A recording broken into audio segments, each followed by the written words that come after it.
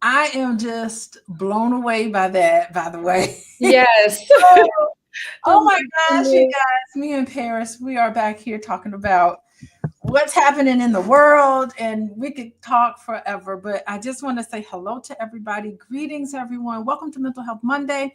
I am Dr. Alicia with Coaching with Dr. Alicia, and I am welcoming back my friend here and colleague, and we're doing business together. We got business meetings going on today. This is Paris Williams, and she is a therapist and y'all, I was just talking to Paris and she told me she is booked. She is booked and busy. You can't even get an appointment with her right now if you want to. You got to get on the wait list. Ain't that right, Paris? Very true, indeed. And you can see from her accent, she's a therapist in New York and she's busy, but that doesn't mean don't get in contact with her. Reach out to Paris and Paris Williams. She's you're a LMHC. Mhm. Say hello to everybody. Let everybody know how to find you. And before we go right into our topic, Yes, hello everyone. My name is Paris Williams. I am a licensed mental health counselor. That's what LMHC stands for. My email is pariswilliamslmhc. So all the same idea at gmail.com. So pariswilliamslmhc@gmail.com.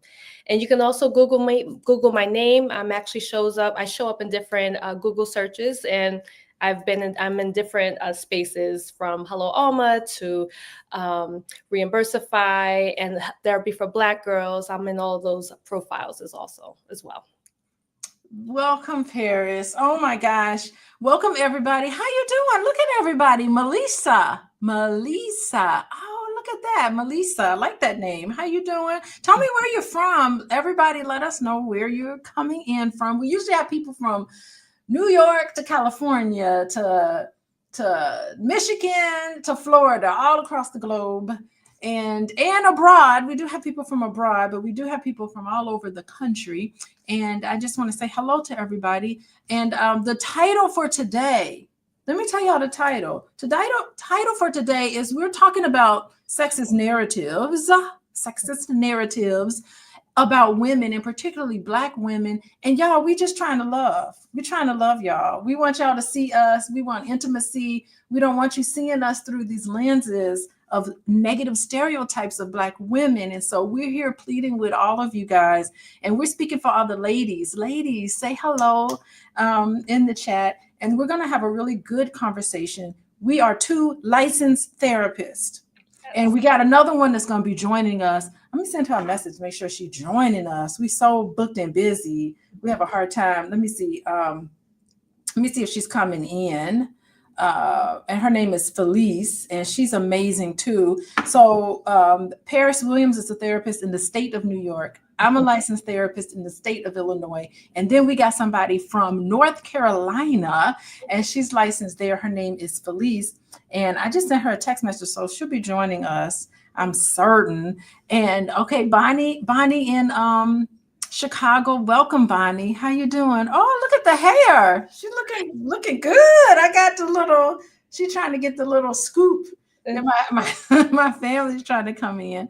And look at Melissa. She's from New York. Hey, welcome from New York. Special education teacher. Well, if you need help, you need any mental health, you know anybody, tell them about Paris Williams, but you got to get on her waiting list. Hello, Kimberly from Atlanta. Welcome everybody. Yes. So today we are going to be talking about a really interesting topic that's related to the Black Love Weekend and Valentine's Day weekend. I am hosting the Black Love Weekend. Paris is going to be there with me. Miss Felice is going to be there with me. I know she's coming on. And guess who else is going to be there with me? Black male therapists. I got 2 Black male therapists that's going to be on there with me on Saturday. It's Valentine's Day weekend, February 15th and 16th, all day. And if you can't be there in person, you can always sign up and get the recordings. So you can go to the Black Love Weekend. It's $99. It's $99. I mean, come on, everybody. What would you invest in making sure that you are equipped and capable of having a healthy relationship? So I think that's like a great price for everybody. If you want the VIP and the recordings, it's a little bit more, but not much more. And go to the Black Love Weekend. All of the details are there. I'm also going to have a sex therapist. Girl, Paris, I'm going to have a sex therapist. I'm going to be interviewing her next Monday. And Perfect. let me tell you, I just don't feel, let me tell you, I looked up the criteria to become a sex therapist, and that was it. I'm like, it's like going through a whole nother master's program. Yes, right. Like, I ain't ready for this. There ain't no way. I'll just hire somebody who went through the process with me. So she's premium. And she did all the work we did to be a therapist, and then she went back to school and did a whole lot more, which is more than what we did. So anyway, I give great respect to people who put in time, energy, efforts to bring to everybody evidence-based practice. We are cutting through the noise of what you see on YouTube, on Instagram, on TikTok. We have some armchair therapists, and a lot of them have really good things to say. I love how they raise awareness. However, the difference is that if you're not a licensed therapist, then you're not bound by evidence. And evidence is science. Yes, there is a science to mental health. And guess what? There's a science to love. There's a science to intimacy. And so today we're going to bring some of that to you. We're going to talk about what all of this means, how women in particular connect, and how we yearn for emotional connection. We yearn to have a certain level of intimacy, but just like many other women who struggle with intimacy, we have racism, white supremacy on top of that. So it makes it really, really complicated for us to build meaningful relationships. It's hard for Black women to really be vulnerable also, as well as men. Check out the video from last week where we talked about men, but it's so difficult for us to find a place where we could just like literally let our hair down and have a place where people love and care for us. So we start getting into self-care and all of these challenges. I feel like it's addressed, and some of these challenges, when it's not addressed, it can cause some mental health issues. And so today we are going to be talking about men, how you can love your Black women, and women, how we can start to love ourselves. So, oh my gosh, Paris, what do you think about all of what I've said about the very dynamic of Black women trying to find love and acceptance?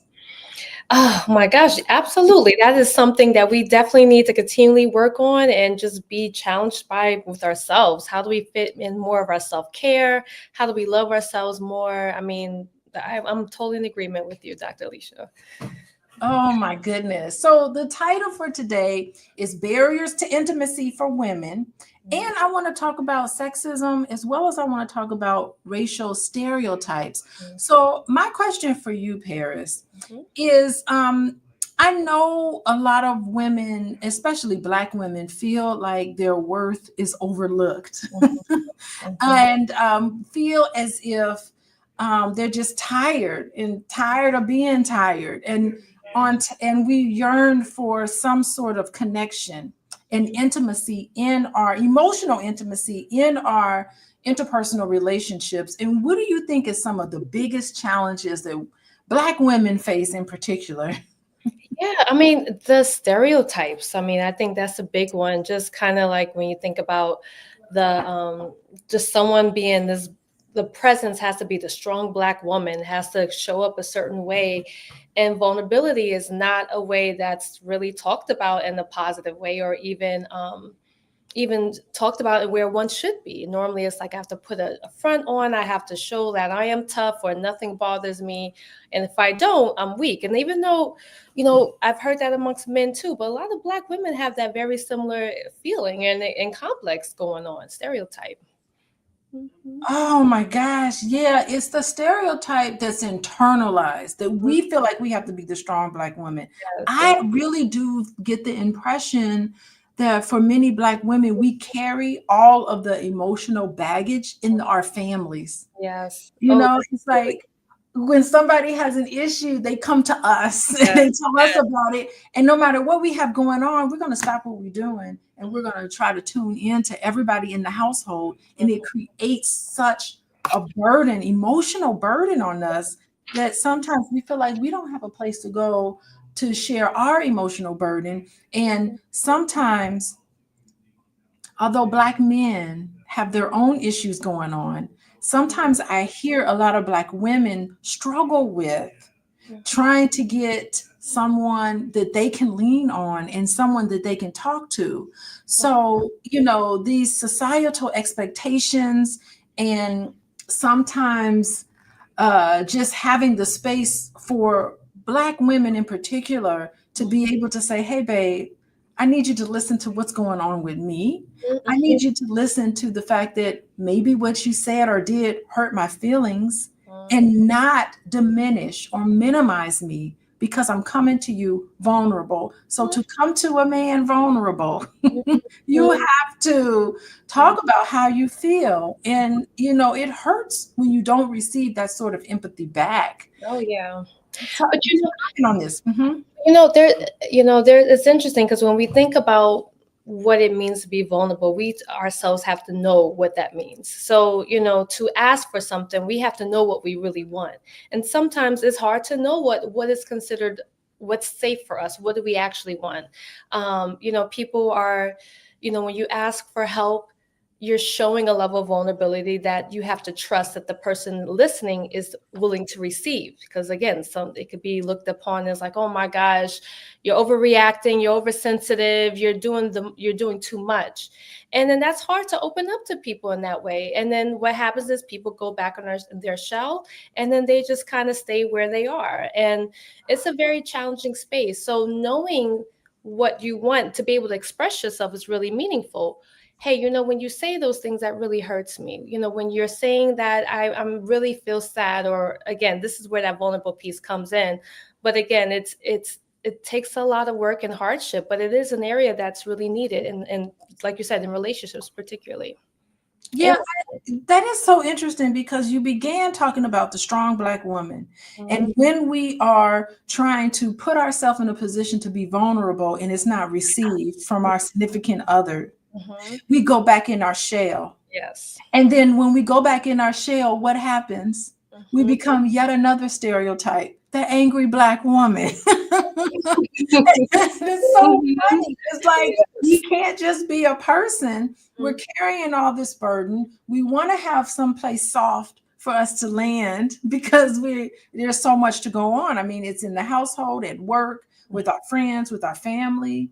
And then we look for our significant other. We go back in our shell, like you talk about. And what happens is that all of this resentment gets built up. And then we become the angry Black woman. And Mhm. we get labeled yet again. What do you have to say about that? Oh my gosh. Yes, absolutely. And it literally is the cycle. It's the back and forth cycle. And until somebody is able to really point it out, it's just going to continually be this way. And on top of that, in other relationships as well. So it's not just one space. But one thing we have to be aware of, it started from somewhere. Oftentimes it starts from our upbringing. It starts of how we were conditioned to understand love and care and things like that. So part of that is really understanding it for ourselves. What am I doing right now? Am I part of this cycle? And how do I help this? And that's why, big component of therapy, really understanding our patterns and making different choices. And so we can make different choices. No, I like what you were saying about from our upbringing. You just added a whole nother layer to this conversation. So many times us as Black women, um, we're given examples Mm-hmm.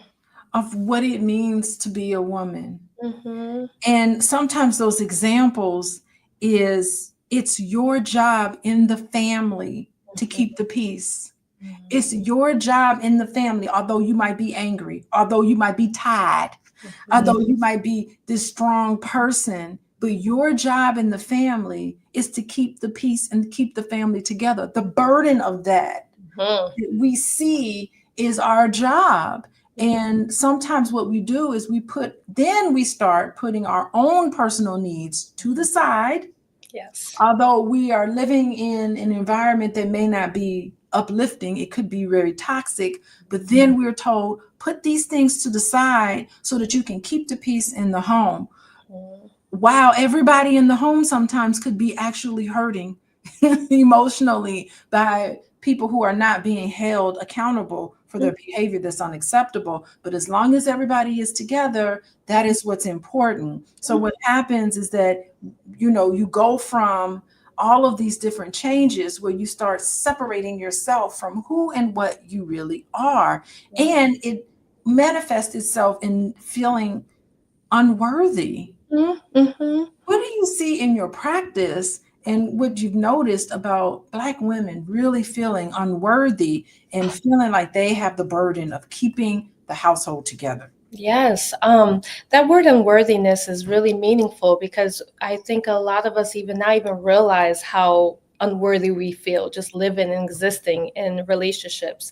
And oftentimes who we pick has a lot to do with how we see ourselves and even in regarding relationships, or it could even be through friendships as well. So that feeling of unworthiness, unless really self-examined, is just can show up in multiple manners.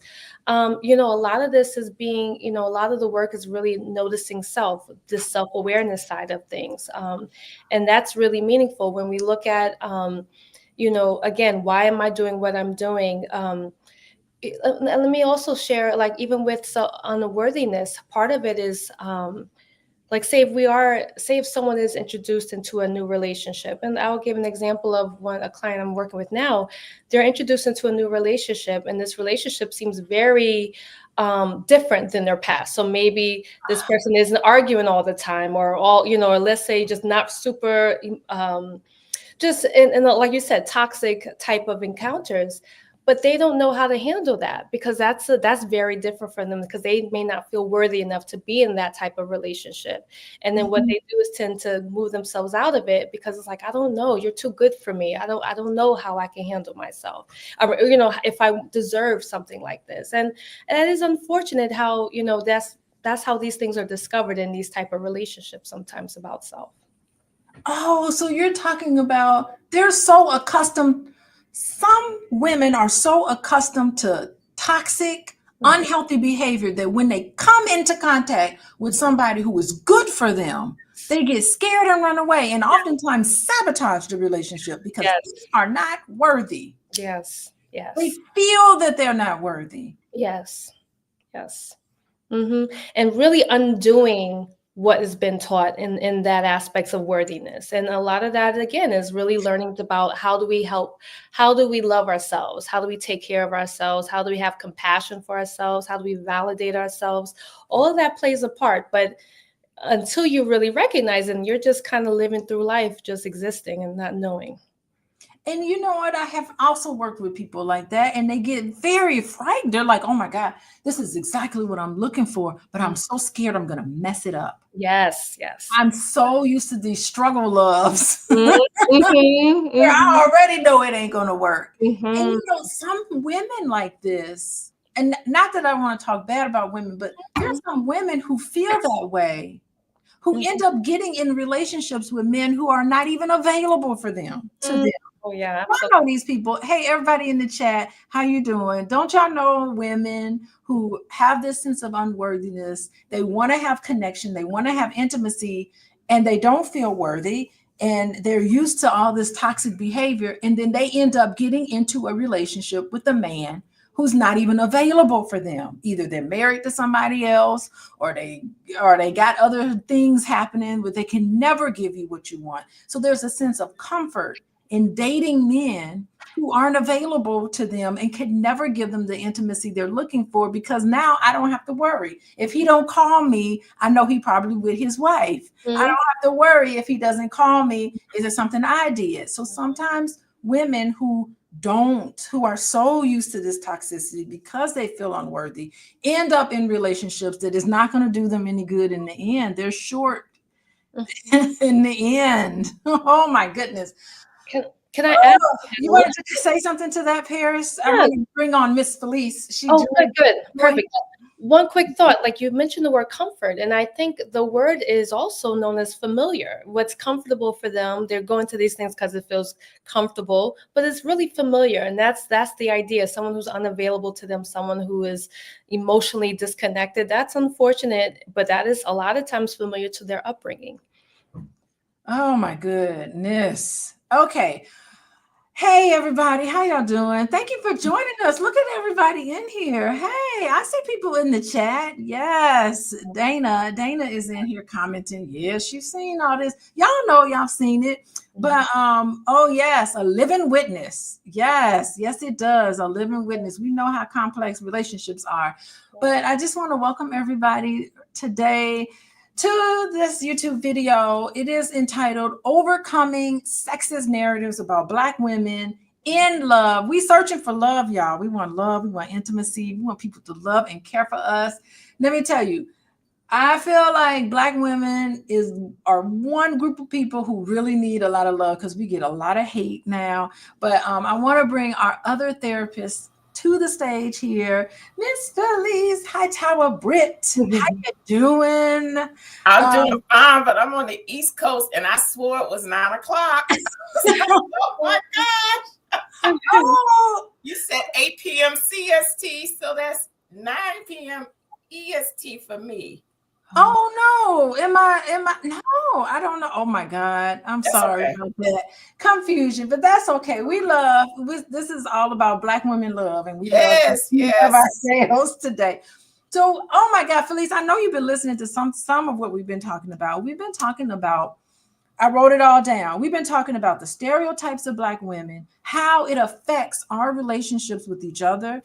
We are given the strong Black woman. We have to put on a front as a strong Black woman. We are absorbing all of the emotional burden in our families. And then sometimes we don't have somebody that we can unload on. We don't have anybody around us in our space as we're looking for love and connection from our significant other.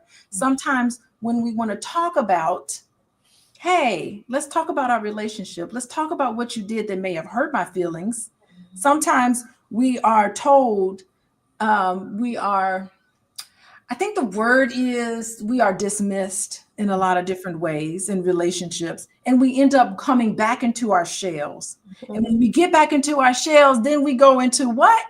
Another stereotype about Black women, which is the angry Black woman, because we mad, we're pissed, we haven't been validated in our environment.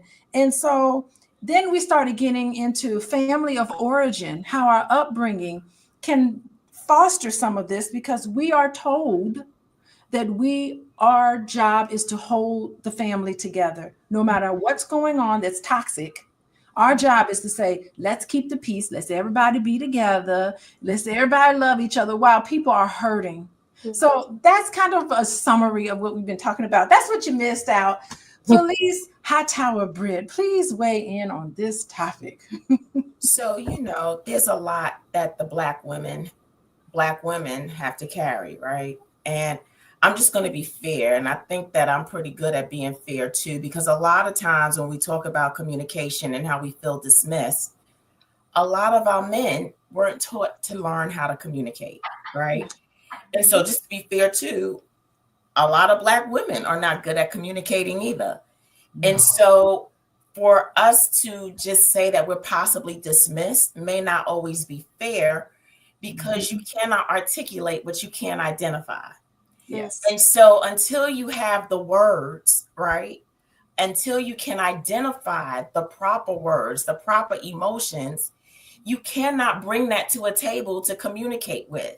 And so you've got two people that have struggled with and didn't learn, didn't see what it was like for a man and a woman to communicate emotion, to be able to complete a thorough and complete thought from beginning to end, and also not to go back, right, into our past. Communication is also a great deal about listening, right? Listening for understanding and not responding. So you have a lot of people who come to the table and they're listening already defensive, right? Ready to state their claim, but they're not listening for understanding. So of course, when two people are coming to the table, not having or having these deficits, how do you expect to be heard? How do you expect to be understood? It's not possible. So we got to go back to the table, and we got to be able to learn exactly what it is that we're feeling and find the words for it so that we can properly articulate a complete and thorough thought. And so sometimes I don't really think that our brothers are meaning to dismiss us. I just don't think that they have the skills, right? First, the listening skills, and then they don't necessarily have the words. A lot of times, you know, what they show us in their behavior is they want to retreat, right? Because they need to go back. They need to be able to process through what it is they're really feeling so that they don't say something that will be hurtful. Because we know that when you say something, words stick with us, right? They stay with us and they can hurt us really bad. So sometimes we got to give our men that permission. Yes. To kind of go back and process and be able to really find out what it is they want to be able to communicate to us. So I'm just going to be fair on that front.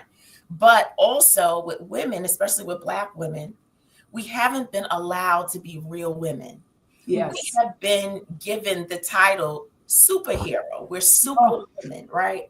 And at the end of the day, I don't mean no harm, but like I wouldn't want to come home to a superwoman all day long who have on her tights and you know, kryptonite thing and put on her one badge. Like that's not soft, right? That's not pleasant. And so we haven't been given the permission to go back to our original state of womanhood. It's okay for us to be soft. It's okay for us to be vulnerable. It's okay for us to be transparent. It's okay for us to cry. Yes. It's okay. And what has happened, we have been, it's to the point where we've drunk the Kool-Aid, right? So that we don't even like seeing ourselves outside of that role, even though we're feeling all the things that other women feel, but no one comes to our rescue. No one feels the need to rescue the Black woman. They don't see the need to take care of us and treat us like queens. They don't see the need to take care of us when we're in the hospital setting. It's to the point where they even believe that we have a higher pain tolerance. Yes. When we tell them that we're hurting, they don't believe us. And what's happening to our Black women? We are dying because nobody will allow us to be women, not even our men. And the very thing that they want from us, they don't know how to help us usher that in our relationships either. And so that's a lot of the dynamic too that goes between Black women and Black men. Nobody sees us and wants us to be real women, not even ourselves. And so we're our own greatest enemy, right? We refuse to cry. We have these guards up. We have these walls up when it comes to men in our relationships. You know, we won't let them in. It takes them like 5, 6, 7, 8 dates. We start being transparent and letting the walls down. Like, and I don't mean any harm, right? A white woman out the gate, they let you know, oh, I like you. You look good. I need you in my life. I've been searching for you all my life, not us. I got a master's, I got a doctorate, I got a car, I got a Mercedes, I got a house, I got that. You know, we give them our resume instead of giving them us. Oh my God, Felice. Let me tell you, I've been taking notes what you've been talking about. Man, you make me want to sing that song by Karen White. I'm not your superwoman. That's what I want to sing. We all need to play that song. That needs to be our theme song. That's why that song was so popular. I remember. And I didn't understand it. I was a little girl and my mom would be singing that song. She'd be singing her heart out with that song. On a whole nother level, that song touched her because how are we all now victims of that? Yeah, and I love it. And what you're saying with the communication makes such good sense to me because we are not given examples of this in our households of communicating. It's like that emotional stuff just gone somewhere with that. You got to make sure you get good grades. You got to make sure you're fed and you got clothes on your back. Don't be coming to me with this emotional stuff. So we're not really given examples of this tenderness that all of us feel as human beings. And you're right. Once we start retreating, that means we silence ourselves. And that means we aren't saying how we really feel. And yeah, we're dying. Not only are we dying from a lack of good medical care, but we're dying because we're not able to express ourselves. And when you start shutting down, it has an effect on your body.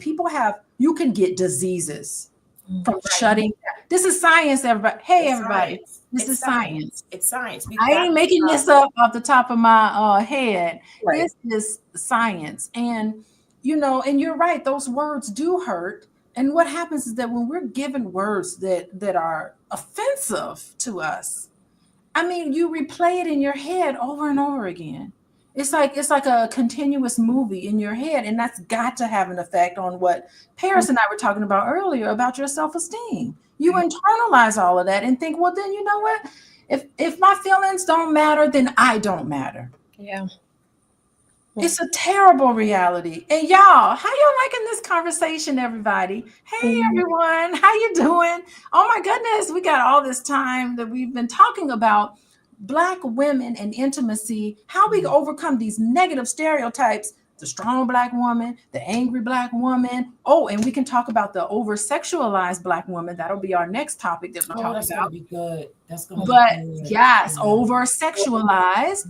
And we're talking about real intimacy today with Black women, what we really deserve. And I just want to say hello to everybody. Go to theblackloveweekend.com. If this resonates with you all, go to theblackloveweekend.com. It's $99 for a general ticket. It's virtual, online. You can upgrade to the VIP to get recordings, and you can share this video to all. I want all Black women and Black men to see this video, because Black women, we see you. Black men, we trying to understand you. We love you. So please hit the like and share button, but join us Valentine's Day weekend at the Black Love Weekend. If you feeling what Paris and Felice is saying, they're going to be there with me Saturday afternoon. They're going to be doing a women's group, and they're going to be talking about the unique struggles of Black women. We're going to be dealing with your issues in a group setting, and it's all about you guys. I'm talking about putting together a wonderful workshop for the weekend, the blackloveweekend.com. So, this is a great gift to yourself. All the single ladies that know they want to be in a relationship but want to do it right this time. You need to sign up. And if you're in a relationship and you notice that you're drifting apart from your significant other, you need to come. This will be the best Valentine's Day gift you can give, not only to yourself, your partner, and your whole entire family, because we do not have good examples of great communication in our households. And we ending it. This generation, it stops. The toxicity stops. This generation. So did y'all share with them what intimacy is? Oh, come on, Felice. Tell us, what is intimacy? Give us a definition. So intimacy is really this beautiful, beautiful state. And it is generosity, it's kindness, it's thoughtfulness. Intimacy is patience, it's caring, it's creative. Intimacy is crafty, peaceful, assuring, pleasant. It's erotic, tantalizing, satisfying, fulfilling, loving, intentional, purpose-driven, selfless. It is all of those things. And you notice I didn't say anything about sex. Yes. But you see how all of those attributes can attribute to someone's connection being so powerful.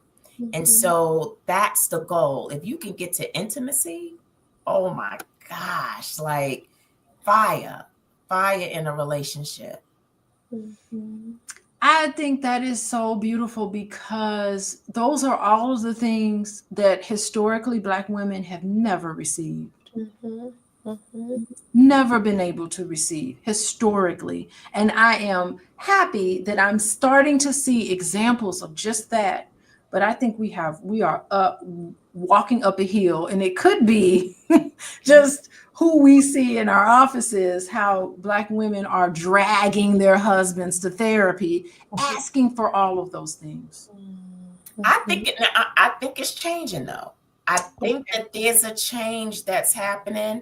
Yes. And I'm so encouraged by our Black men right now. Yes. I'm encouraged for them because I see a shift, and I see I don't know if it's a realization.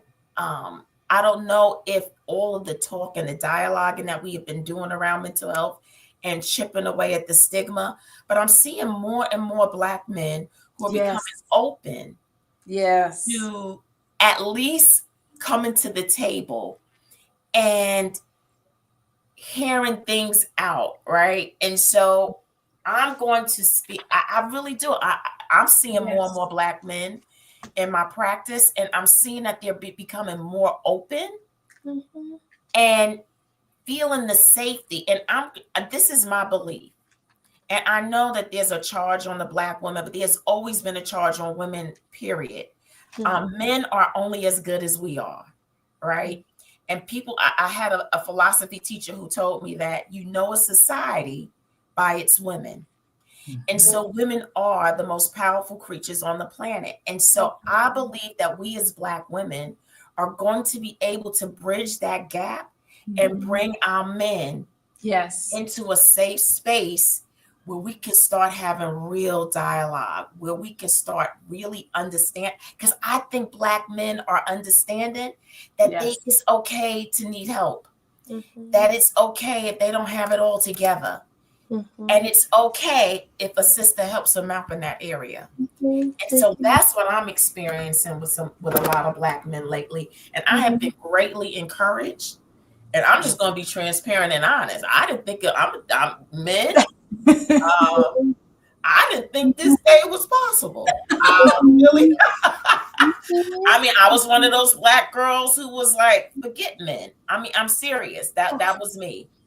But literally, Black men have really been surprising me, and I've been so encouraged by it. And so, I don't know. I'm loving the trend. I'm loving seeing, especially Black men therapists who are helping bring Black men into a circle of vulnerability. And I'm seeing Black fathers who are wanting something different for their Black boys. And so they're recognizing that they've got to show up differently. And so I'm really encouraged by the trend that's happening. And I hope that, and I believe that we as Black women, that we're going to help bring and usher that trend and help it to flourish. Yes. Okay. Paris, before I have you comment to that, I want to say I wholeheartedly agree with that. I think Black men are ahead of the curve compared to white men and even Hispanic men, because egalitarian households, you're going to see that more in Black households where, you see a lot of Black men cooking, taking care of the kids, doing some of the things like participating in their children's sports activities. We're seeing this trend actually start with Black men. And I think part of it is because a lot of Black men saw their mothers struggle. And they connect with their mom and they say, you know what, I'm not going to do that to my wife. They are able to reflect on what they experienced and what they saw. And they're like, you know what, I'm going to be better. You would think that because they didn't have a Black male role model in the household, that they would become a nothing.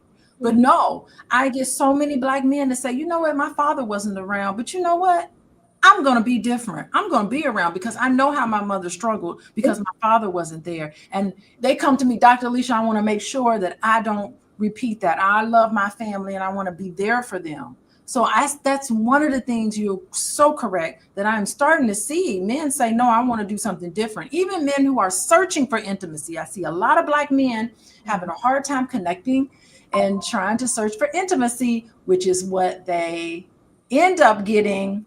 Last week, we talked about it all last week. Last Monday, I had 2 male therapists talk about that. But I am starting to see that they are coming along a lot faster than a lot of the machismo Hispanic men, and then even some of the patriarchal sexist white men sometimes that I see. This is not a blanket statement about everybody, okay? Just putting that out there. But I have to give a round of applause to a lot of Black men who are waking up and understanding because of what they saw. They're not wanting to repeat that. So Paris, please weigh in on this about Black men being there for Black women. Sure. Yeah. What's coming up for me, or at least a word that's sticking out heavy, is the word safe or safety. And and I think when we define what intimacy is, I love how you described it. I even love how you started, Dr. Felice, where you said a beautiful state.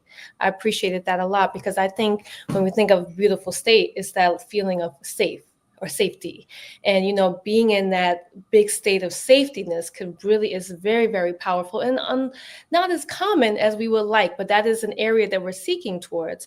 And so when it comes with everything we're describing, we're seeing Black men and Black women searching for safety within and within the other. And then so part of it is also, like we already talked about, going to therapy, talking about what their emotional state and struggles are, taking risks and allowing that emotional or at least make the attempt to make an emotional connection with someone. That is not easy, and that's why it's so therefore people tend to want to retreat to self because that's safe in the sense of like, let me just cut myself off. But when you allow yourself to say, you know what, let me look at myself and look at the emotional side of me, as well as now use that and try to connect with someone else, that's super powerful, that's vulnerable, Yes. that's hard, that's very difficult. But I love the idea of intimacy being a beautiful state, because once we reach that level of intimacy, there is this sense of security. Like I feel like I can just like relax and I feel comfortable. And I know we talked about earlier, you and I, Dr. Alicia, where we talked about what comfortable means. Comfortable is also in which was familiar in a negative sense, like how my parents raised me. I was raised to not treat or not trust anyone, and that's familiar, that's safe to them. But now we're seeing this other version of like, no, I don't want to do that. I want this other part where I don't have to fight everywhere I go or feel like I can't trust people where I'm at.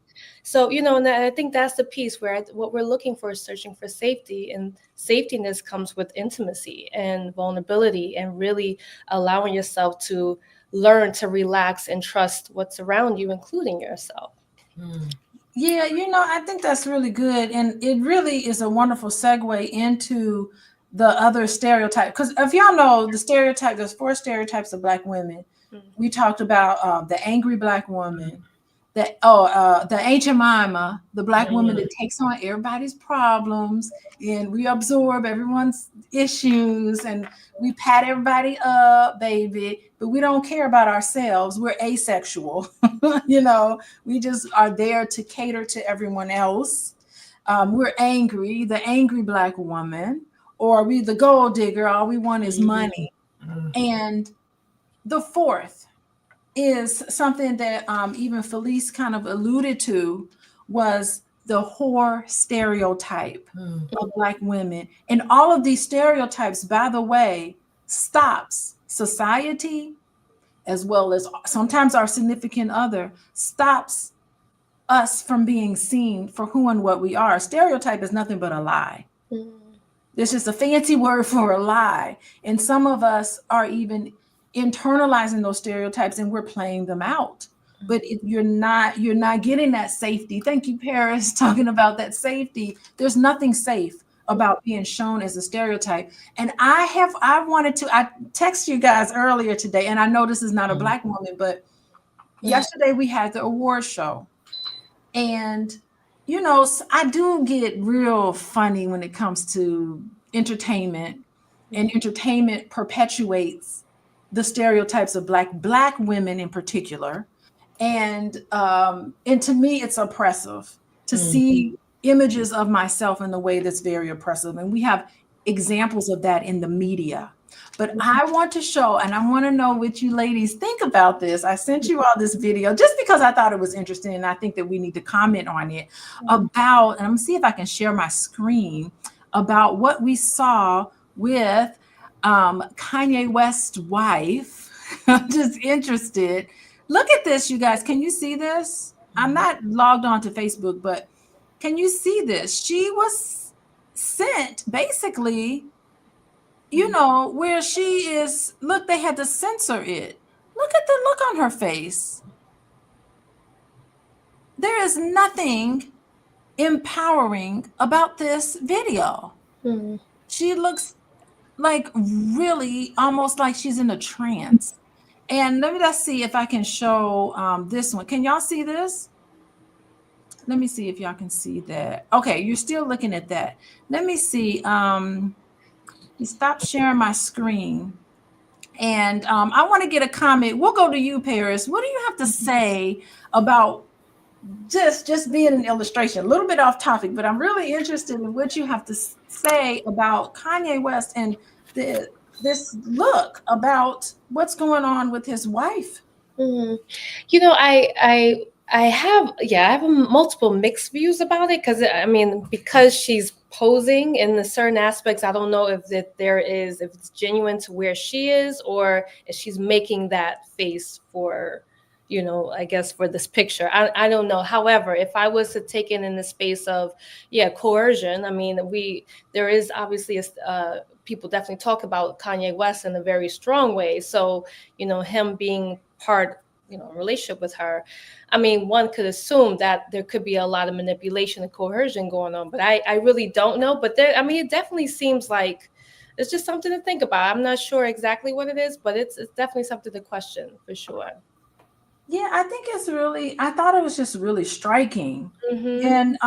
And I went to, it was a Facebook post by the real Dr. Nadine, and maybe I have to talk to her and bring her on here.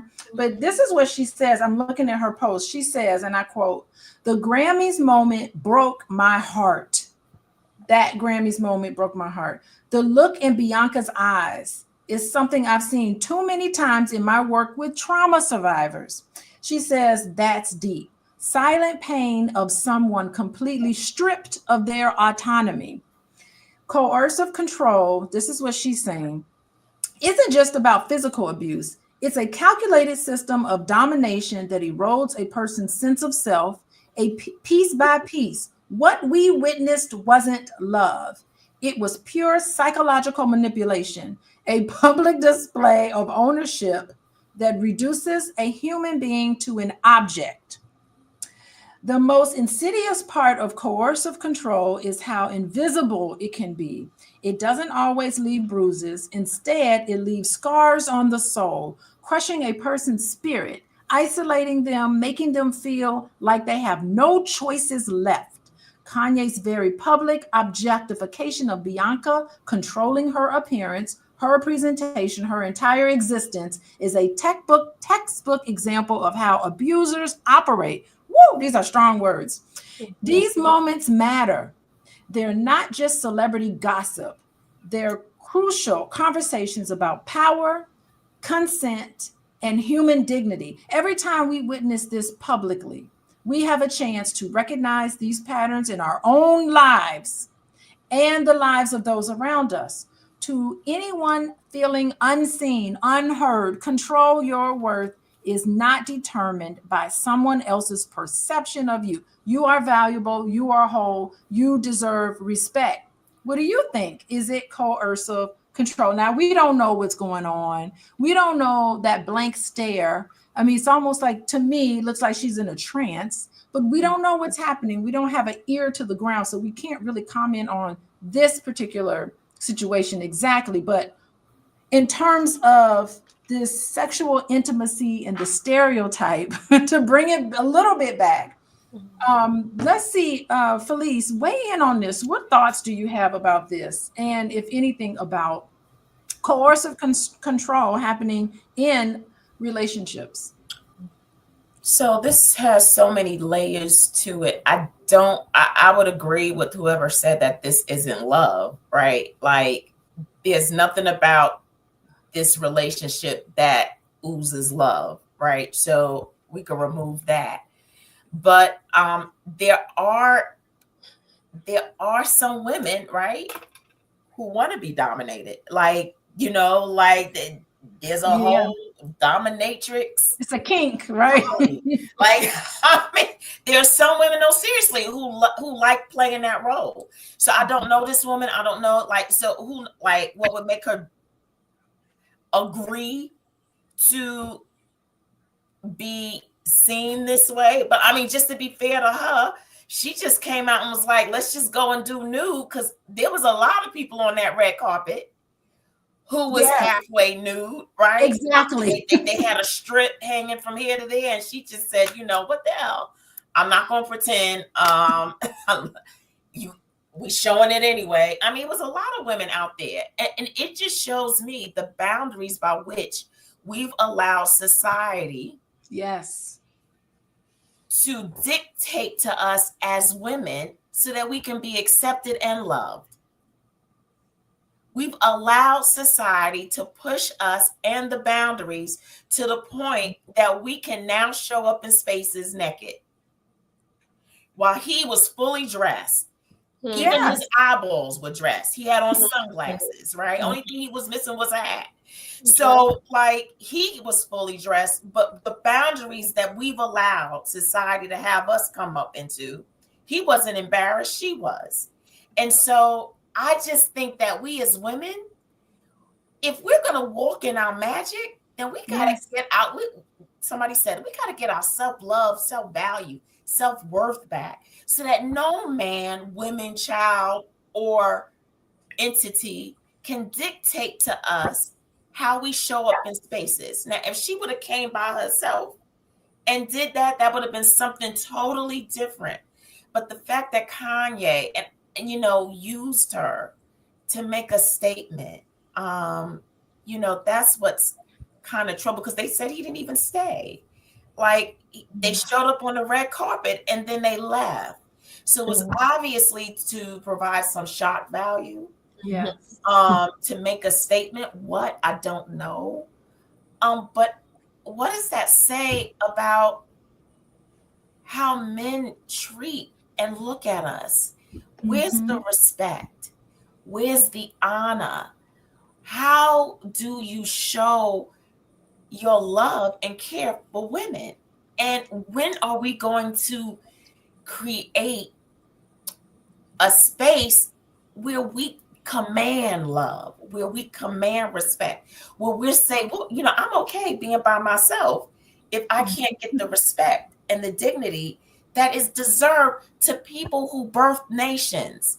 Yes. Presidents come through us, congressmen, senators, kings, priests come through women. When do you honor us as a vessel that needs to be honored and respected? Period. Regardless if I'm in a relationship with you, whether we love and kind, like just the value and the respect that you have for women. Why would you want to show up as somebody who doesn't see us that way? So, you know, that's alarming to me. And y'all forgive me for getting on my pedestal, but No, that is so. I'm sitting there nodding because there is nothing empowering about this picture. She does not look happy. She almost she has totally disassociated herself from what we can see in this picture. There's no smile. There's nothing uplifting about this. And Kanye West is a father. He's a father. But what does that say about us, though? Right? To daughters. but we play a role in this too, right? We do, because we all watch the Grammys. Like, nobody banned the Grammys. That's right. Or allowing people to come up and push the boundaries. We still watched, right? And so we also contribute to the buffoonery. Yes. That is introduced to us and fed to us consistently by not a little bit of like, oh, that was so sad. That's it. That's all you got. That was so sad. You know, like, no, you ban stuff. You're like, look, if you're not going to have people show up respectable, I'm not watching you. I'm not contributing to it. Like, no, we have got to start taking real stands if we want to change to be seen. And we all contribute, right, to our demise. We all do. And so we got to step it up. I'm going to tell you something. Felice, you are echoing all the things that I'm feeling right now. And it is, to me, I don't even want to get into, I'm not a political analyst. You know, I'm not a political analyst. I don't know anything about the sophistication of politics, but I know mental health. That I know.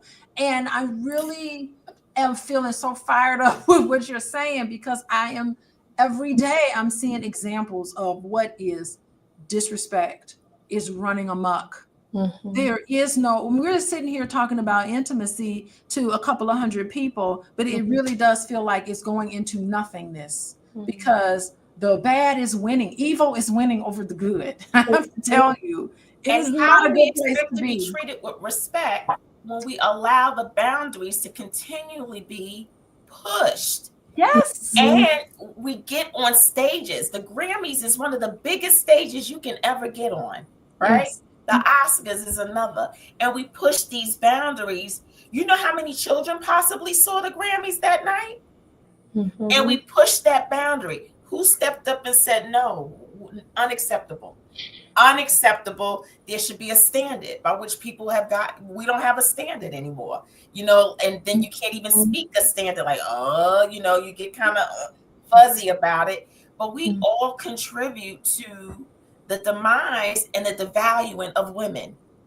Yeah. And we have got to say enough.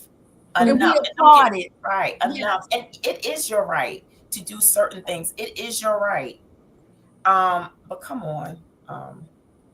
We got to get back. We got to get back to values. We got to get back to standards. There's got to be some kind of standard by which we go by.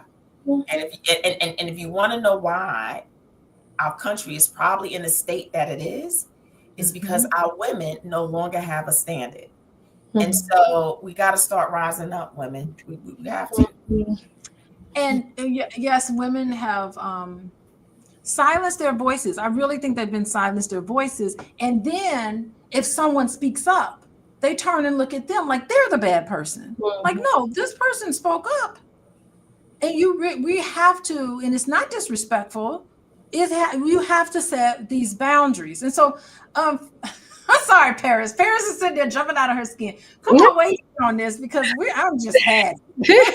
No, I'm very much in this full agreement with Dr. Felice, and just everything about this is just is like you said, it's just so many dynamics about going back to unworthiness and what we need to do as people and loving ourselves and all the things. So yeah, it's sad, but I'm grateful in the aspects of us being here, be able to educate and also be able to really get a different perspective, and where, like, when we think of looking in the mirror, you only see yourself, but when you look at another Black woman, sharing similar things, it's like, oh, okay, I can strive for this, or there is something outside of where I'm going through. So yeah, it's all of that. I definitely am full agreement with everyone. It's it's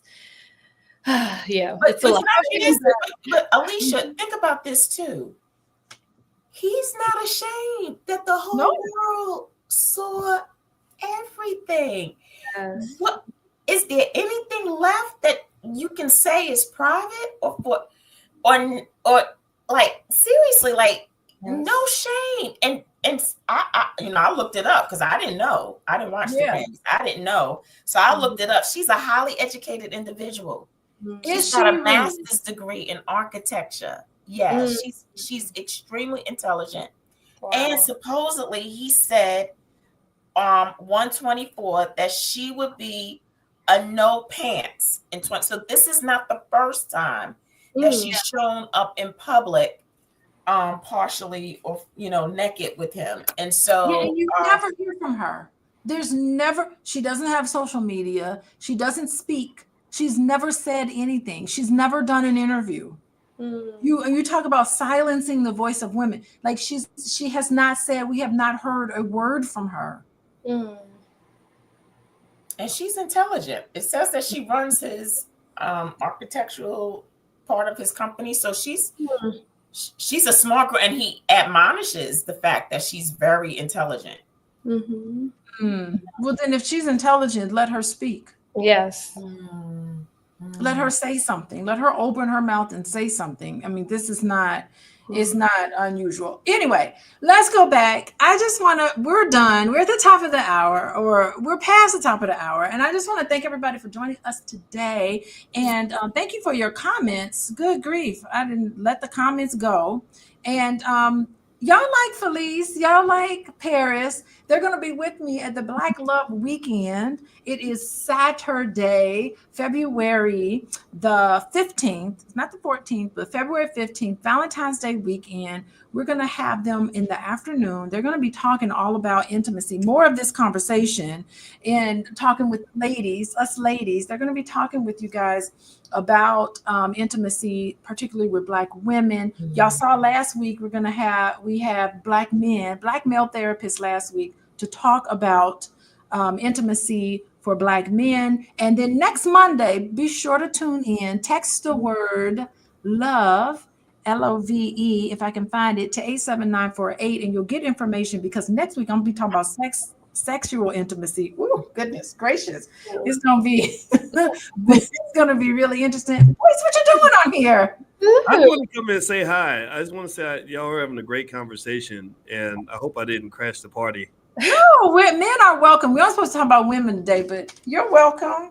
Yeah. I want to say hi to everybody, and I'm kind of I'm the help in the back, and one thing that happened, and I sent you a note about it, babe. I don't know if you saw it, but I had told everybody that you were starting at 9 p.m. Eastern, so a lot of people came in a little bit late because of my mistake. I thought. Yeah, normally you start at 9 Eastern or around that time, and so I messed that up. I can't get time zones right. I'm sorry. It's my fault. Yeah, but everybody can watch Felice, but me and Paris, we were okay. Yeah. My understanding is start at 8 in other times, so that's why I just showed up at 8 normally. So I didn't even look at the time on the flyer. I'm in a different time zone. I can't get my time zones right. Oh. Yeah, well, it's great to see y'all in Paris. It's great to see you again. And what's your name, ma'am? Felice. Okay, Felice. I know you've talked about Felice. Have we met, Felice? Yes, we went out to dinner. Oh, okay. Now I'm connecting the dots. I'm connecting the dots. I'm sorry. My brain. I'm good with faces and bad with names, but then also I'll forget stuff, and then somebody remind me, and it'll come right back to me.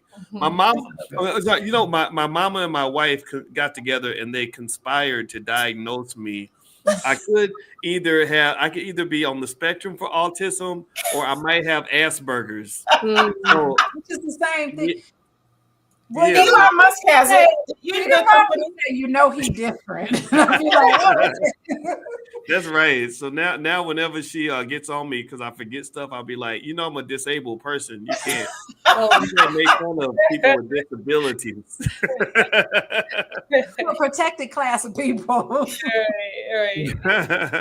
But I enjoyed the conversation, and I like the discussion, right? And I was listening in on a lot of stuff, and you and I talked about that Kanye West thing, and I can say that I heard someone say that they weren't sure what was going on with him and his wife. And Alicia and I had that up close interaction with Kanye for many, many hours where we talked quite a bit with him. And there was clearly some mental health issues going on. And I wish we could have helped him. I would love for him to have sat down with Alicia or even myself or both of us, because there's a lot of potential there. I mean, he's got a lot of money and a lot of intelligence, but I think that he is resistant to getting help for what he's dealing with.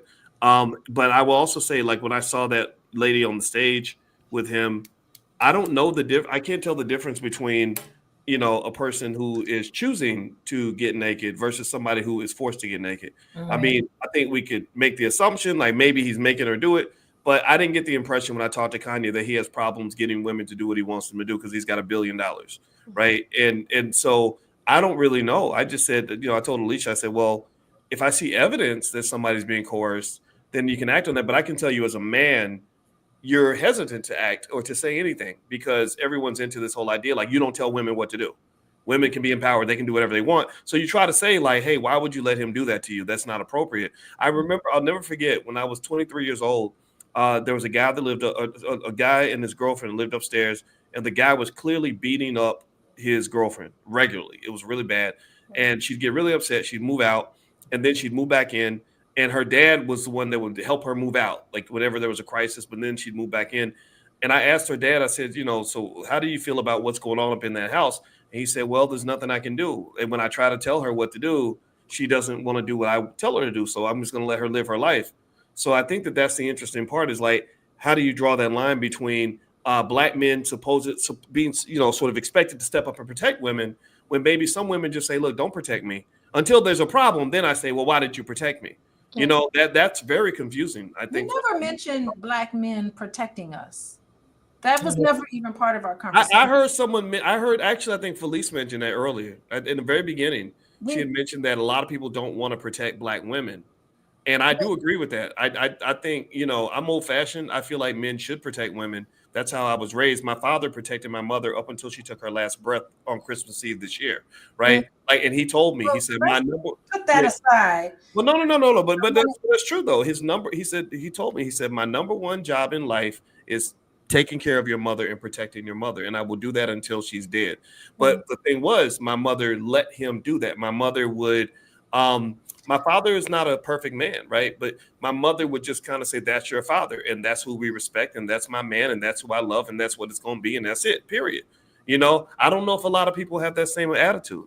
Okay. I don't want to talk about your particular family, right? Put that aside. Okay. What I want to comment on though is the burden that a lot of women take in families. I want to comment on how all Black women need help running households. And sometimes I get the impression that women's work is seen as less than. And even though we work every day, a lot of Black women go to work every day. They come home, they do a second shift. They carry the emotional and mental load in the household. And what it does, because they're internalizing a stereotype of being the ancient mama, the one who absorbs everybody. And what we talked about was that sometimes, and we talked about the problems with communication, being able to communicate what's going on with us, the fact that we need help, what happened that hurt our feelings, all of these things sometimes is not communicated correctly. Sometimes men can't listen to what we're saying, and it gets tangled up. A lot of the reasons is because we are not given great examples a lot of times in our households of excellent communication, excellent listening, and real love and validation. So it disrupts this intimacy in our families. And what happens is that women then become silenced. We're talking about Black women today. We talked about Black men because Black men have unique challenges too. But today, what I'm seeing is that so many Black women feel silenced, and it ends up coming out as anger and hostility and resentment because maybe their thoughts and feelings were diminished. And, the answer is never to split up. Some of the responsibilities of Black women is to hold the family together, no matter what, keep the peace, no matter what, even though some of these things are happening in our families that aren't healthy, and it goes unchecked. And that's not okay. And it has health effects. That's why Black women are leading cause of a lot of health problems. And what Felice was talking about, they're dying, physically dying because of these things. And because we're not taken seriously when we come in contact with healthcare organizations and hospitals and doctors, and the diminishment of it and holding things in, we're dying.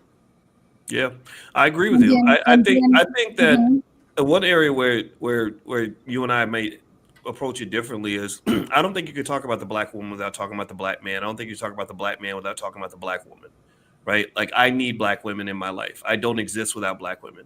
Everything I do is in a reciprocal ecosystem that involves Black women, from my daughters, my sister, my wife, my mother, my grandmother, even when she was here. So my role as a man, my perspective, everything I am as a man is shaped by the women that I'm connected to. And because when you talk about Black women dying, we know Black men are dying too, and that was last week. Right. I agree with you. But I don't necessarily know if it always has to be discussed in a vacuum, because I think that I think whiteness leads to these vacuum discussions that create gender wars. Well, what about my needs? Well, what about my needs? What about my needs? What about my needs? Instead of me saying, what about my needs? And you saying, what about your needs? I think a better conversation would be for me to say, well, what about your needs? And you say, what about Boyce's needs? Right? I think that is a better relationship. You know, it's just the same as business. In business, I tell people all the time, I say, stop thinking about how much money you're going to make. Take care of your damn customer. If you take care of them, they'll take care of you. That's reciprocity, right? So I almost wonder if we're having the conversations in a way that doesn't really lead to the right outcomes, because we know our families are dying. The black family is not just in critical condition. Some would say that in many spaces it's actually dead. I don't know. I'm going to stop talking because it's y'all's. No, I think but can I read your mind? You have to talk to us. Like, no. I want to chime in because there's some truth in both of what you're saying, and really, what I believe is we have to stop separating the conversations, right? Like, we gotta come into the room together and talk and hash things out and drill down. And so, I believe that. I agree to some extent what Boyce is saying in one way, in that one of the things that I tell my clients when they're in couples counseling is, if everybody woke up and died to self and said, what is it that I can do to make your day better? And your partner was thinking the same thing. What can I do today to make sure that my partner is better? If that was your state of mind, marriages would be good. If both people were saying, how do I make you better today? But we get into this, and you know, we're Americans too, but we get into this, well, how are you going to make me better? Like we go into relationships saying, what are you going to do for me? Instead of how we look into it and say, what can I do for you? Because I believe, you know, marriage, and that's part of the reason why marriages don't work, because we all looking out for the individual. And we're not talking. And the reason why a lot of Black women are dying is because they will never let the ball drop. And as long as you never let the ball drop, people will still keep giving you balls. And so you go into these situations and they throw you another ball. And because you drank the Kool-Aid, you don't drop none of the balls. Well, eventually you're juggling 20 balls and wondering why you're about to have a heart attack. Because drop a ball. Nobody's going to come to your rescue if you don't let a ball drop. It's okay. It does not mean that it doesn't mean you're not strong. It doesn't mean that you're not capable. It doesn't mean that you're not able if a ball drops. Yes. And that's why people keep pushing stuff on us and we keep taking it and we don't say no. No. At work, we don't tell them, no, I'm not training another dude that you're going to promote over me. I'm not going to take on another thing and not get paid. I'm not going to do your job and not have the title. We keep taking on stuff and then wondering why we stressed and we dying because we won't let the ball drop. And so it's enough.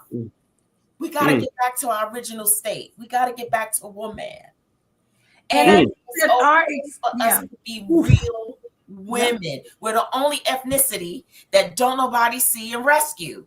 We're the only ones, like you said, that in order for a man, why wouldn't a man want to take care of his queen? Why wouldn't you want to pay the mortgage? Why wouldn't you want to take out the garbage? Why wouldn't you want to do those things? I'm your queen. I am almost closest to death, giving you legacy. Why wouldn't you want to take care of me? But by saying demand that, I'm a gold digger.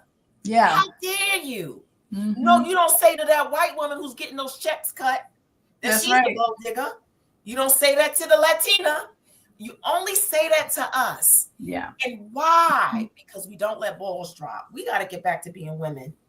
I think that we is preach. I'm sorry. Go ahead. I had to get it out. I think that the experiences of Black women is unique. It's not like the Black men. The experiences of Black men, they have their experience, but Black women have their experience. And that was the point for today, is to talk about the unique experiences of Black women and have that be heard without it, and really listen to and validate it without Black men coming into the picture. Of course, that's important. but the thing is that we can't read your mind. You have to be able to come to us and talk to us about what's bothering you. Can I add the responsibilities on you? Go ahead, Paris. just a one quick thought going back to a couple themes back where you said, how can I help you in regards to like instead of self, how can I help what Dr. Boyce was saying? You know, one thing about that though is in asking the question, the person's being asked, they need to know what their needs are. So to me, it goes back to self again. What are my needs? What do I actually need to really able to answer the question? So I think there is that perspective that we have to still come back to self to say, okay, you know, what is this? So I just want to add that little point there. So I think both does count technically. I think it's a great point. And Yeah. I do remember, and I'm going to leave after that because that was my wife's way of saying, like, this is a women's conversation. You know, No, you're welcome. You're welcome in this conversation. Well, you know, one thing I thought about was to Paris's point. First off, I mean, when Felice was talking, I had to force my, you know, with my Asperger's and everything, I sometimes stuff might blurt out. I had to hold it in. I was so like, yes. I mean, I like that. I like that. Just that idea of us really passionately embracing the idea of being of service to the people that we care about. It's no different from, it reminds me of how George Fraser talks about networking. He says everybody networks by starting off saying, what can you do for me? Instead of starting off saying, what can I do for you? And then, but that requires trust. You have to live on an honor system with other human beings, which is hard to do if you're traumatized, right? The honor system means like, look, I'm going to just be a good person for you and serve you. And I'm assuming that at some point you're going to take care of me. But then what you were saying also about the ability to just say no. I know so many Black women who are doing everything for everybody all the time. And that inability to say no ends up taking them out. And one thing that I said to Alicia, because Alicia does a lot around the house. She carries a lot of balls. And I said, you know, I don't think you should have to do all this stuff. I think, but now the thing is, here's the thing. You know, the kind of man that I am, I'm not gonna lie, I don't want to do housework. I don't want to, you know, I don't want to cook. But I was like, I could pay somebody to do that.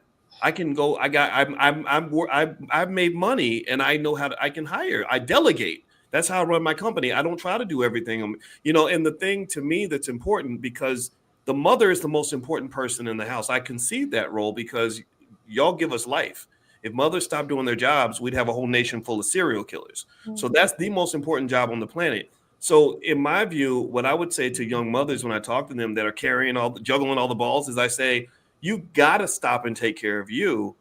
And if you can't take care of you because you care about you enough, then consider the fact that you care about other people and think about how those people will suffer if you don't take care of you and you drop dead on the job, right? So taking care of you means you're also taking care of others who depend on you. So I need you to take care of you, because you're right. Because sometimes it's really hard to get someone, if they're so used to sacrificing for everyone else, they lose themselves. And they're like, you ask them like, well, what are your needs? They don't even know what their needs are. They don't know what their needs are emotionally, sexually, financially, nothing. It's like, because you're carrying the load for everybody. I think that's an injustice. I think that's wrong. You know, so that's my 2 cents. I'm going to leave now. Because you got to leave? Yeah, because my food's here, and I shouldn't even be here. You got food? I'm up in here mansplaining stuff, but then again, that's my disability, so you can't make fun of me now. But great job, ladies, and good to see everybody. I hope everybody will come to the Black Love Weekend. You really put a lot of work into this, and we need to start listening to the experts on relationships and start listening to these people that are popping balloons and doing all these goofy, making all these crazy analyses. Like, I really think, like, people don't understand the Black family is in critical condition. Like, we are in trouble. You know, there's so many people I know having babies, and they can't even stay together till the birth of the child. You know, so every statistic says that child's going to be struggling financially. They're going to be traumatized. They're going to go through all kinds of stuff because they don't even have two people protecting them. I think that's a crime. I really do. So I support the Black Love Weekend for that reason. And that's also why I take honor. I had to fight. I just be honest. I had to fight with dudes online who were like, why would you marry a lady with 3 kids? Those ain't your kids. What's wrong with you? And I was like, no, raising Black children is a blessing. It's an honor that she allows me to participate in their lives. I love mentoring and working with them. One of them works for me, Nicole, and I made $1 million in the business that she works on last year. Like, so this helps me. But on top of that, it's like that's what we're supposed to do. We're supposed to care about our people and care about our women, care about our children. And it drives me insane that I got to fight with dudes to get them to understand that. Stop being white, start being a freaking man, and do your damn job. That's my 2 cents. I'm going to leave now. Thank you, ladies. I appreciate it. Thank you. Bye. All right, have a Bye, good night. boys. Thank I'll see you. All right. Man, let me. He is okay. Let me just tell y'all. Last week we did this video, and he says in the video, I may have Asperger's or something like that. Yeah. So, and then it just in my mind, like a chain of events just clicked off in my head, and I was like, "Dad, you might be right." So we took this quiz. It was 10 questions that you might be Asperger's. He answered yes to 6 of them. And then I looked at the 4 he didn't say yes to, and I was like, no, you actually could have said it's 10 out of 10. But I can't diagnose my own husband, so whatever. That's not ethical. But I was just like, so now he's taking it. Every time he mess up, he's like, that's because my Asperger's. Don't blame me, I'm crippled. It's a see how dynamic relationships are. They are so funny. But listen, the best way to get intimacy is to laugh together and to be able to laugh at each other and stop taking stuff so seriously. It actually, if anything, this is the time where we all just need to just relax and have some fun, because who knows what the future holds. There's certain things that we can control and there's certain things we cannot control. And it's a lot happening that really we can't control. So we really need to get into some of the things that we can control. And what you can control is coming to the Black Love Weekend. You can do that. It's some answers. You get to meet these ladies, and hopefully my husband will come in. He'll be traveling out of town, but maybe he just can't help himself. He'll just jump right into the conversation, which is he's always welcome. So let's wrap it up. I don't want to hold you ladies too much longer. Parting words, letting everybody know where they can find you and things you can talk about. I was going to talk about boundaries. I had a whole list of stuff. We just got off on other topics. But anyway, anything that we'll start with you, Paris. Say goodbye to everyone and parting words and how people can find you. Yes, hello. So hello and goodbye, I should say. Yes, again, my name is Paris Williams. I'm a licensed mental health counselor. I could be found on, I'm on different profiles, Therapy for Black Girls. I'm on a Hello Alma website, and you could just Google my name, Paris Williams, out of New York State, in New York, and I should come up right away. And I know that to be true. And yeah, so I hope to, and just as far as parting words, yes, it's about really knowing self, and knowing self is really about taking awareness of who you are and practicing certain tech or practices, or doing certain practices like journaling and really asking more questions of who am I and what are my needs. That's a big one. And how do I be a better person so I could be a good person for someone else as well. So those are my parting words. All right. Let's see, Miss Felice. Oh my goodness. How do I get out of it? Here we go. Oh, here we go. All right. Oh, here I go. Hey, everybody. We're about to have Felice on here. Okay, Felice, your turn. So, and I wrote it down because I needed this to be special. My final thought is, as Black women, we need to get back to our original state. And I saw someone in the comments say, well, you know, how do we get back to being real women? Please reach out to me so we can talk about that. And what does that mean? Confident, vulnerable, soft and strong, intentional, purpose-driven, and supportive. Our men are only as good as we are, and we must create a bridge back to one another. It is crucial that we start building Black love again in Black families. And so a bridge of love, of intimacy, faith, grace, respect, understanding, and peace. We must defy these damning statistics and find each other anew. We got to get back to each other again. And so thank you for allowing me to be a part. I am Felice Hightower Britt. I'm a licensed clinical mental health counselor and supervisor. I am a transformational life coach, and you can find me on www.thebebigcoach.com. I am on Instagram. I am on Facebook. On Instagram, I'm the b.big.coach. On Facebook, I'm Be Big Coach Collective. And I'm also known as Real Talk with Felice. So hopefully, please DM me, reach out to me, because I love people, and I love making sure that people be better, a better version of themselves, because we can always be better. Yes, I thank you for that, ladies. I would just have to say, getting back to our original state is going to take some time. It takes a lot of work. And I think, like, our original state, what is that? Before we were colonized? Yes, before absolutely. the white settlers came with their Bibles, Yes. and they came with their guns. We want to get back to that original state. And I think we can do it. I think that we could do it. And if you guys are interested in starting that process, oh Lord, it's a process. Be sure you can start by coming to the blackloveweekend.com. You get to meet Felice, you get to talk to her in person. Not in person, but virtually. You can talk to her virtually, and you can talk to Paris virtually. Be sure to come. It's the Valentine's Day weekend, Saturday and Sunday, and you can get the recordings if you're not able to make it live. I just want to say thank you, everybody, for joining me. I'm so sorry about the time mix-up. I can't listen. I'm a really good therapist, but I'm so terrible when it comes to time zones. I just go, and then Paris, of course, we all just got confused today. But anyway, I just want to thank you guys. If y'all missed it, be sure to, hit the share button to people who could benefit from this video, but just missed it live. And be sure to hit the like button. I love your comments. I love your input. And I look forward to seeing you next week when I talk about sexual intimacy with a licensed sex therapist. Woo, it's going to be good. We're going to talk kink. We're going to talk kink stuff next Monday. And then, of course, we will have our Black Love Weekend the following weekend, which is Valentine's Day weekend. It's upon us now. Black History Month. Support Black businesses. How about that? Go to the blackloveweekend.com. Thank you, ladies, for joining me. I love you guys. I love you, everybody. Bye-bye.